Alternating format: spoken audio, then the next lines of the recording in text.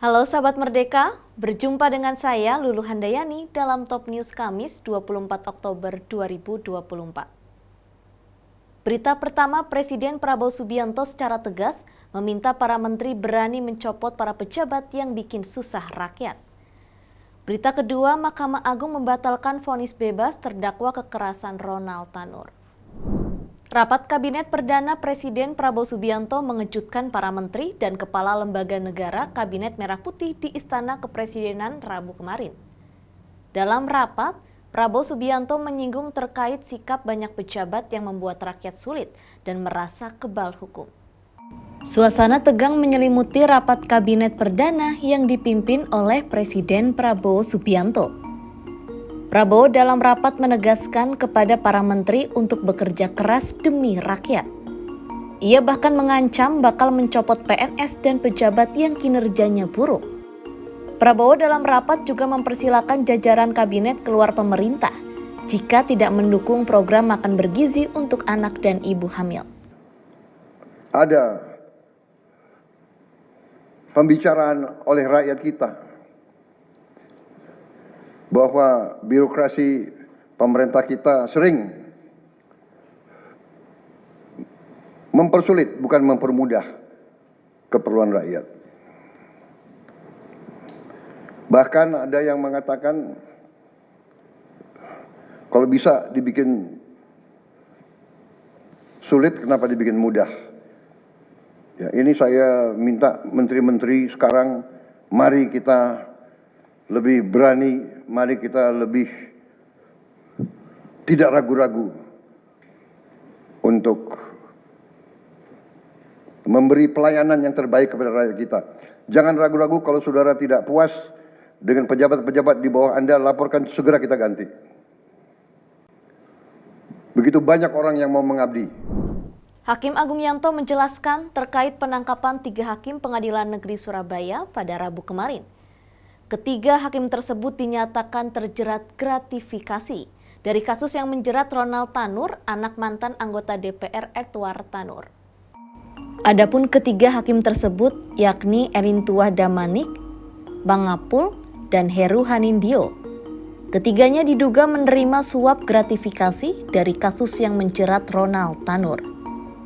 Yanto menegaskan Mahkamah Agung sangat kecewa dengan tindakan ketiga hakim tersebut karena telah mencoreng nama baik hakim seluruh Indonesia. Atas penangkapan ini, Mahkamah Agung telah memutuskan dalam kasasi menyatakan Ronald Tanur bersalah dan dihukum selama 5 tahun penjara.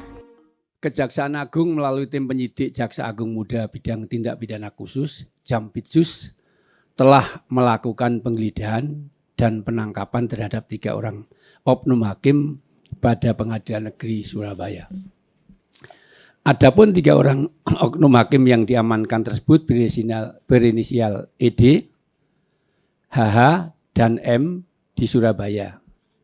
Penangkapan dilakukan karena diduga yang bersangkutan melakukan tindak pidana korupsi berupa suap dan atau gratifikasi terkait penanganan perkara tindak pidana umum di Pengadilan Negeri Surabaya atas nama terdakwa Ronald Tanur. Terhadap hal tersebut, Mahkamah Agung menghormati proses hukum yang dilakukan oleh Kejaksaan Agung terhadap 3 orang oknum hakim Pengadilan Negeri Surabaya dengan tetap menjunjung asas praduga tak bersalah. Ya, jadi Mahkamah Agung menghormati proses hukum yang dilakukan oleh Kejaksaan Agung. Yang terkait perkara nomor 1466 Kasasi PIT 2024 atas nama terdakwa Gregorius Ronald Tanur, anak dari Edward Tanur, pada tanggal 22 Oktober 2024, 1 hari sebelum Kejaksaan Agung melakukan proses hukum terhadap 3 oknum hakim Pengadilan Negeri Surabaya tersebut, majelis yang memeriksa Gregorius Ronald Tanur, anak dari Edward Tanur, Majelis Kasasi telah memutus perkara tersebut dengan amar putusan sebagai berikut. Ya, jadi putusan kasasinya telah diputus dengan amarnya mengabulkan permohonan kasasi dari pemohon kasasi /penuntut umum pada Kejaksaan Negeri Surabaya.